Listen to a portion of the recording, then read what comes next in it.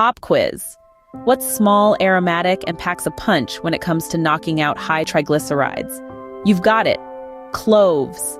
These little powerhouses are more than just a holiday spice. Cloves are rich in eugenol, a compound that's a potent ally in the fight against high triglycerides. This tiny titan of health also contains fiber, vitamin C, and omega-3 fatty acids, all essential in maintaining a healthy heart. But how to incorporate it into your diet? Easy. Sprinkle ground cloves in your oatmeal, stir it into your tea, or add a dash to your favorite stew.